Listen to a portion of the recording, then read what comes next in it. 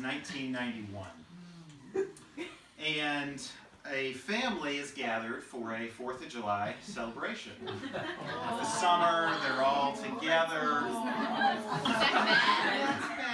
They're having a great time. Ben is a giant now. Oh, that's And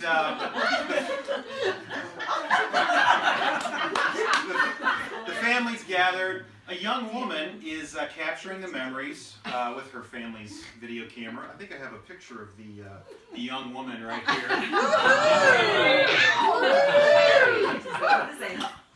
exactly the same. They're having a great time. Out of nowhere, a crazed madman interrupts their family gathering, presumably escaped from a local institution somewhere, and he bursts onto the scene, and without warning, he viciously attacks the young woman. Here's Sherry right before she got hit by a water balloon.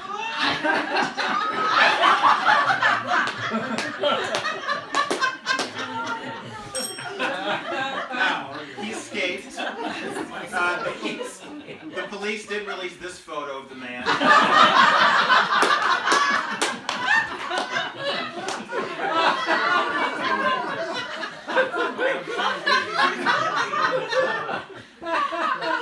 Okay, so the family recovers as best they can. 18 months later, it's Christmas of 1992. The family is once again gathered to celebrate the birth of the tiny baby Christmas Jesus. They're having fun, they're opening presents. Tragically, the madman returns. But this time, not for the woman, but for the woman's firstborn son. Run with the yellow bandana on TJ's mower.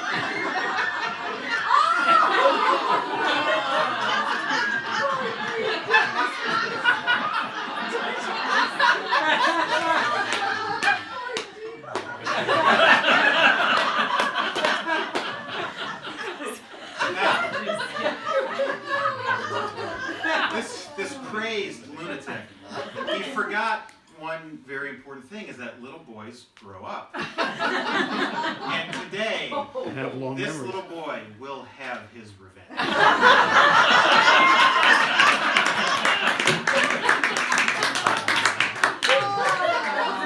Now, we're all here for Sam's important day.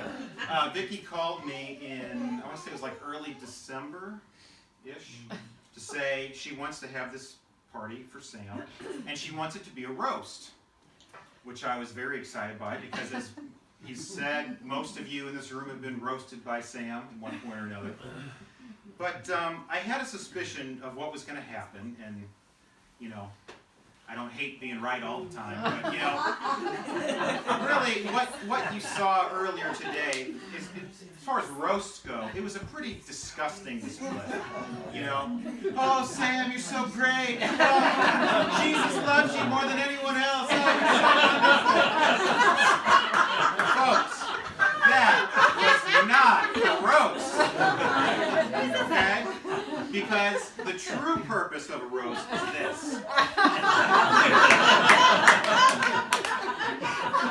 Wait, is that you?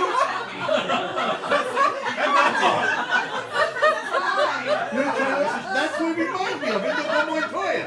So, I took it upon myself to make sure that he did not escape this day unscathed.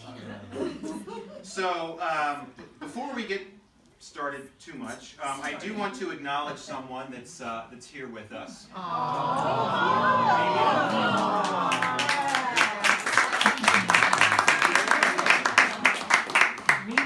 Mima, we're glad you're here. How old were you in that picture? Like 18, 19? Really? 17 or 18? Now, for those of you who aren't in the family, you might not know, if you cut an Ingrassia, it's Mima's pasta sauce that actually comes out. Now, Mima, I am glad you're here today, but I do have to say I am so so sorry for what you're about to witness. And, you know, in the event that this does not go well, and I am excommunicated from the family, which Ingrassia is, let's be honest, would be the first time. Dad, Mary Kay, you know what I'm talking about. I have stockpiled about 50 pounds of Nemo sauce, which should last me through July, I estimate. And really, it all started with Mima because she had her first 3 kids. By the time she was 22, 21, 22? 23. Which is pretty incredible considering most 23-year-olds today can't get out of bed before 11 a.m. Sam was the firstborn, obviously, the very responsible helper. Sometimes, you know, at night it would get cold. He'd pick up his baby brother and sister and he'd wrap his ears around them like a warm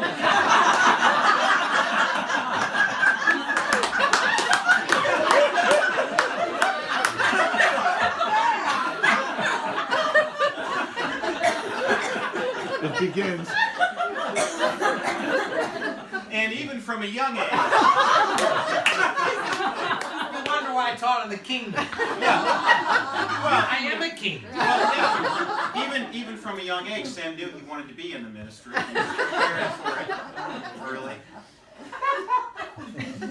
He grew up, eventually went off to college because I couldn't really get a hold of any funny pictures in between these ages. So this is what I have to work with. FBC yearbook. That's right. Oh my God. Sam was fond of tennis and short shorts, apparently. Here he is on the tennis court. This is actually a pretty good look. I mean, it's the 70s. The mustache is questionable, but that's what we have to work with in the 70s. Now, unfortunately, we go from this is a decent look. You could pull this off today, but unfortunately, we go from this to the 1980s, which I think we can all agree have not aged well. The glasses in particular. Vicki, you weren't wearing your glasses here, but you got some. Now, Sam, you know that you know I've wrestled with my faith over the years. We've talked a lot about that. But when I found this video, I realized that all of my doubts faded away when I consider the divine miracle that my cousins were ever conceived. But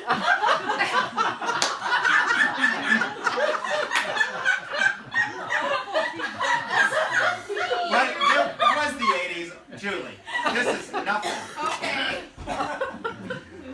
It's the 80s, so what are you going to do? Here are the cousins. There's the glasses that I can't imagine what you were thinking. I think, yeah, there's not really any joke necessary. It just kind of speaks for itself. The matching outfits. Here, I think this is around the same time. This is the day of your first sermon at Jacksonville Chapel, middle of January 1984. Bill, this is the crappy house you put us in. I was going to try to get a picture of it to show the mansion that it is. It's been condemned. Well, it was either your first sermon or it was the first time you were going to do a hit for the New Jersey Marine. And actually, if you compare, I mean, no, there's.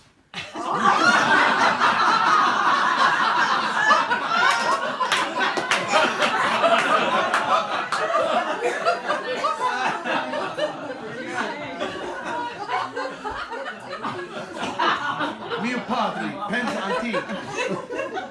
It's even in black and white. Yeah. Then in 1993, Sam found his calling in GMF, Dallas. They moved down there, and he dedicated his life, the next 25 years or so, to spreading the gospel in shitholes all over the world.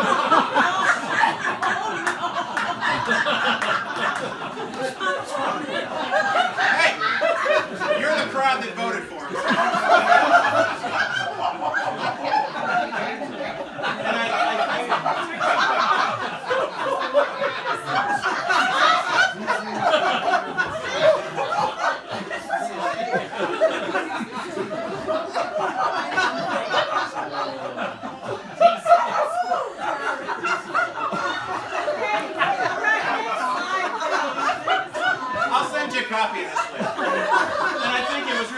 leadership skills that they were looking for.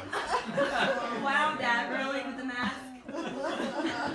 And here's the first trip to Cali in 1993. My parents there on the left. Yeah. It's my dad in the mom jeans. And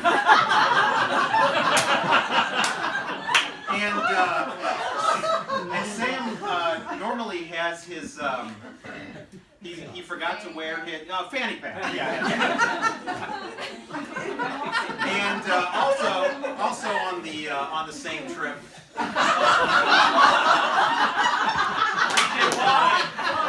Well, now we know what a fanny pack is.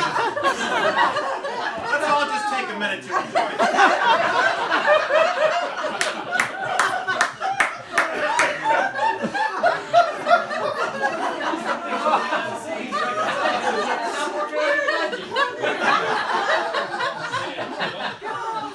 What's going on in that room where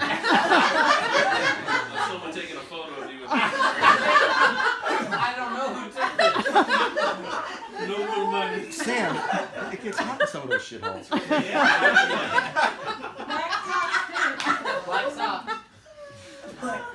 Eventually, I transitioned to E3, working with Jason and the crapper there. Now, it's funny because Sam has talked to me about Jason for years and said we'd get along great. And today is the first time I've ever met Jason. I think we get along well because Sam has described you, Jason, for many years as, what's the phrase? Emotional idiot. Emotional idiot. Some would say that might fit. Meet your twin. Sorry, E3, of course, operates out of the lovely facility that we were in earlier today, the Hope Center. As in, evangelicals sure hope that supporting Trump doesn't flush their credibility down the center of the toilet. You can't win them all. The good news is that the Hope Center has been growing so much, they're getting ready to break ground on phase 2. They need to expand. They're going to open the Cognitive Dissonance Center. Just Google it later. A little too highbrow. Yeah. Hey, I can't be in front of this group of evangelicals and not. Also out of the Hope Center is the world famous I Am Second, featuring videos with some of the most well-known D-list celebrities that you can think of. Of course, for evangelicals today, I Am Second takes on a whole new meaning.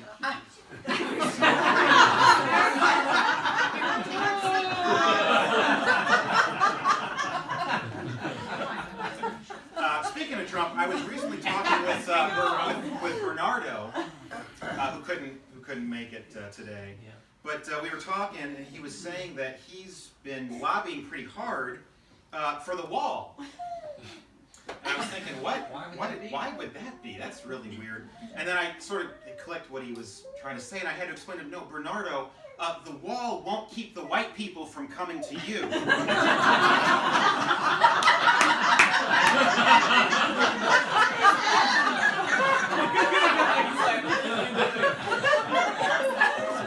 Sort of a one-way wall. You know?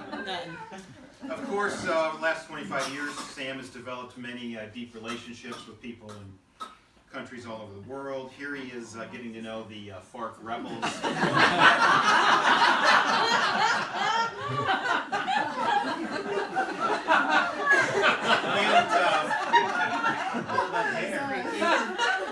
And until recently, I didn't really realize the influence that he has in the region.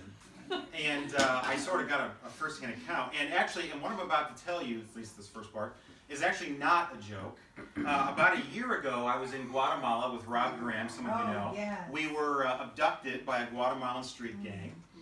You can see Pastor Alfredo with the shoulder sling. They shot the vehicle. Bullet went through the windshield, hit him in the shoulder. We escaped with our lives, thankfully, eventually. Wow. But, you know, it's a sticky situation.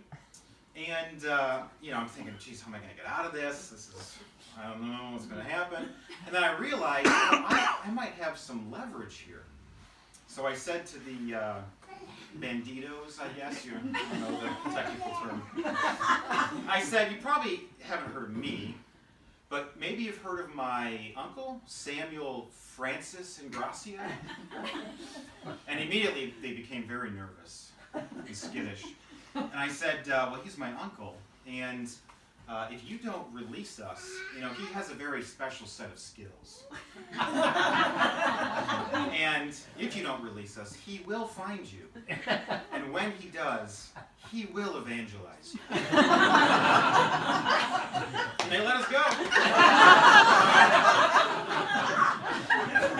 If you ever find yourself abducted in the Guatemalan jungle, it doesn't hurt to name drop. Of course, after many years of serving others in the ministry,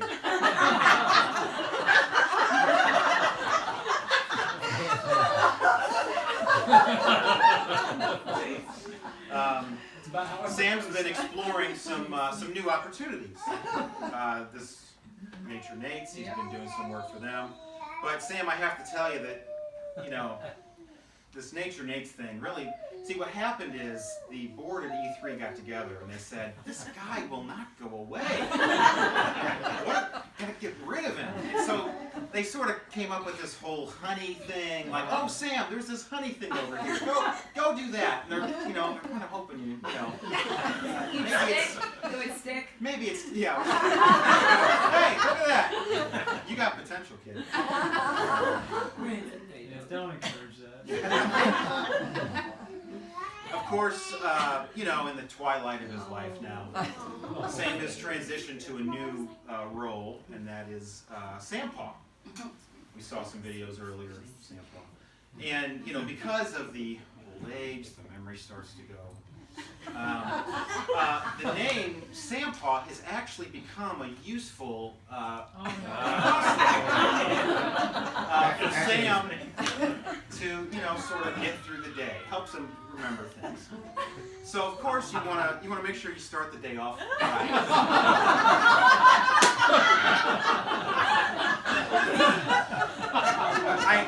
That's more true than you know. Yeah, I was gonna say, judging by the average age in the room, I think maybe.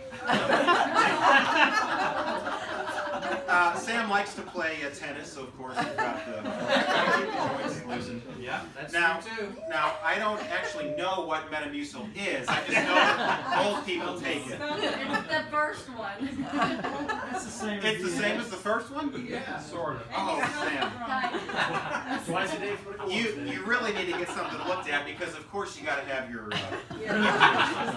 It's kind of all doing the same thing.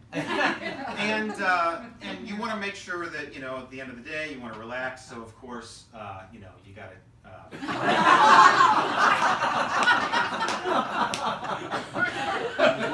Way to stretch it.